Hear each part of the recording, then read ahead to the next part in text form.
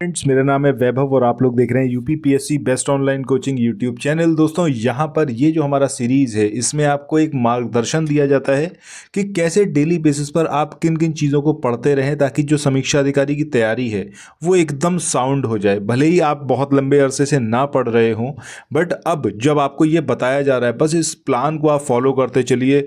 यहाँ पर नीतू मिश्रा हैं, वो डेली बेस पर ये प्लान फॉलो करती हैं, राजेश हैं, प्रियंका हैं। सो मैं चाहूँगा कि आप भी इस इनिशिएटिव का फ़ायदा उठाइए। इसमें कुछ नहीं करना है, जो आपको बताया जाएगा सिर्फ उतना भरा फॉलो करते रहिए। धीरे धीरे आपको समझ में आएगा कि आपकी तैयारी बहुत ज़्यादा स्ट्रांग हो चुकी है। कहाँ से पढ़ना है, कैसे पढ़ना है, ये सब कुछ मैं यहाँ पर बताता हूँ। बाकी इट्स अप टू यू कि आप फॉलो करते हैं या नहीं करते हैं, बट मैं आपको ज़रूर इस चीज़ के लिए बोलूँगा कि ना सिर्फ आप चैनल को सब्सक्राइब करें, बल्कि ये जो यहाँ पर वीडियोस आ रहे हैं इन वीडियोस को बिल्कुल भी मिस मत करिए। एग्जामिनेशन में पास होने का एक अचूक तरीका है ये कि अपने आप को आप रेगुलर बनाएं, और रेगुलर आपको कैसे बनाना है इसी के लिए इस प्लान को, इस पूरी प्लेलिस्ट को बनाया गया है। डेली बेसिस पर वीडियोस इसीलिए मैं लेके आता हूँ। सो आइए अब बताते हैं आपको कि क्या आपको पढ़ना है अगले 24 घंटे में।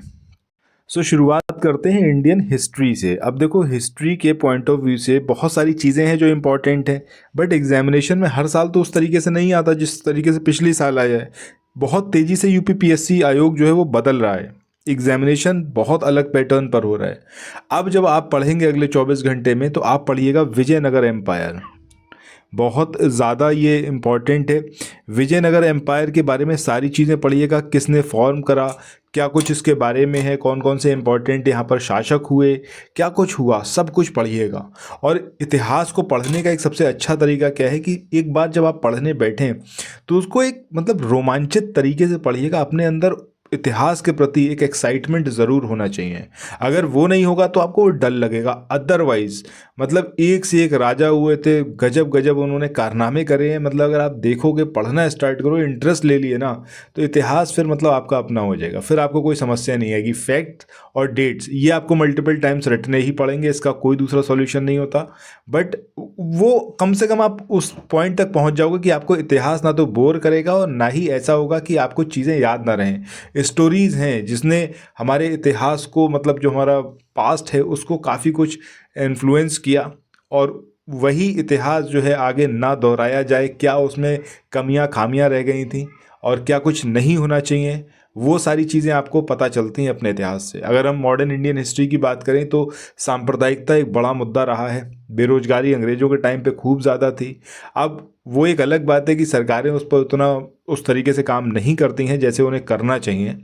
बट ये ज़रूर है कि आपका इतिहास ज़रूर आपको बताता है कि कौन कौन सी समस्याओं से आप दो चार होंगे, आपकी सोसाइटी में क्या प्रॉब्लम्स हैं जो पहले भी थी और उसके क्या इम्पैक्ट हुए थे। आगे उस प्रॉब्लम्स को आपको सॉल्व करना ही होगा, तभी जाकर आपकी सोसाइटी बेटर हो सकती है। सो ऑल इन ऑल मेरा कहने का मतलब ये है कि भाई, जब आप इतिहास पढ़ो तो डूब जाओ उसको।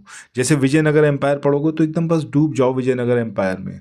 हरिहर बुक्का, ये सारी चीज़ें एकदम ऐसे पढ़ो कि जैसे आप वहीं उस एम्पायर के बाशिंदे हो, ठीक है, वहीं के रहने वाले हो। इस तरीके से बाकी इट्स अप टू यू कि आप कैसे एज अ सब्जेक्ट ही उसको पढ़ना चाहते हो या फिर उसको थोड़ा सा इंटरेस्टिंग बनाकर अपने लिए ईजी करना चाहते हो। चलो आगे, अब नेक्स्ट हम बात करते हैं किसकी, ज्योग्राफी की। ज्योग्राफी मैंने हमेशा आप लोगों को बताया कि काफ़ी इम्पॉर्टेंट सब्जेक्ट तो है ही, और ये करंट अफेयर्स से एसोसिएटेड रहता है बहुत ज़्यादा। मैं कहूँगा कि अगर ट्राइब्स के बारे में क्वेश्चन आ रहा है तो आप यकीन मानो कि वो ट्राइब पिछले 2-3 साल के अंदर रही है लाइमलाइट में, तभी उसके बारे में आया है। पहले ऐसा नहीं होता था, बट अब ज़रूर ऐसा होता है। वॉल्केनो की बात कर लो, अगर आप किसी स्टेट स्पेसिफिक की बात कर लो तो कौन सा स्टेट अभी लाइमलाइट में रहा है, तो उसी से रिलेटेड कुछ ना कुछ आपसे पूछ लिया जाएगा, ठीक है। बाकी जो स्टैटिक ज्योग्राफी है वो तो आप इम्पॉर्टेंट है ही, वो तो आपको याद रखना ही है, ठीक है। इसके साथ में जो अटैच चीज़ें वो बता रहा हूँ मैं आपको। अच्छा, अब जो आप यहाँ पर पढ़ोगे वो पढ़िएगा भारत के जो कोस्टल लाइन है, ठीक है, भारत की जो तटरेखा है उसके बारे में पढ़िएगा। पश्चिमी और पूर्वी तट जो हैं उसके बारे में पढ़िएगा। द्वीप समूह पढ़िएगा, और बंगाल की खाड़ी के जो द्वीप समूह है इसको भी देखिएगा, और अरब सागर के जो हैं उनको भी देखिएगा। ये सारे पॉइंट पढ़ने हैं। इसके अलावा एक चीज़ और यहाँ पर बताऊँ कि जो हिंदुस्तान के अंदर हैं, जो हमारी मेन लैंड है उसके अंदर कहाँ कहाँ कौन कौन से आइलैंड हैं जो रिवर्स पर बने हुए हैं या इस तरीके से हैं, उनको ज़रूर पढ़िएगा। और कर्नाटका के आइलैंड कई बार एग्जामिनेशन में पूछे जाते हैं और एकदम आप कंफ्यूज हो जाते हैं कि ये कहाँ से है, हमने तो आज तक इसको पढ़ा नहीं। अच्छा, कमेंट सेक्शन में बताइएगा कि पीकॉक आइलैंड ये एग्जैक्टली कहाँ पर है, ठीक है। चलो, इसके बाद नेक्स्ट जो हमारा मेन इंपॉर्टेंट है भैया वो है आपका करंट अफेयर्स, जिसके लिए मैंने आपको बोला था कि स्टडी फॉर सिविल सर्विसेज के 500 जो क्वेश्चन है उसका वीडियो है नवंबर मंथ का, उसको आप पढ़िए डेली बेस पर। 75 मैंने बोला था, आज भी मैं इसको 75 के साथ ही यहाँ पर क्लोज कर रहा हूँ। और अब कल बस मैं आपको और बोलूँगा, उसके बाद मुझे लगता है ये आपका पूरा हो चुका होगा 500 क्वेश्चन। और इफ़ इन केस किसी का रह गया है तो भैया कल के कल, मतलब अगले 24 घंटे के अंदर ख़त्म कर दो इसको, बिल्कुल भी इसको पेंडिंग मत रखो। अगले 24 घंटे के अंदर सारी चीज़ें उसमें कवर अप कर लो। जो इंपॉर्टेंट ना लगे उसको आप स्किप भी कर सकते हो। मैं ये बिल्कुल नहीं कह रहा कि 500 के 500 उसके अंदर बहुत इंपॉर्टेंट होंगे, बट एक बार गो थ्रू होना ज़रूरी है। बाकी जैसा आपको पता है कि स्टडी फॉर सिविल सर्विस हमेशा ऐसा कंटेंट ही लेके आता है जो आपके एग्जामिनेशन में आपको हेल्प कर पाए। सो ये सारी चीज़ें आपको करनी है।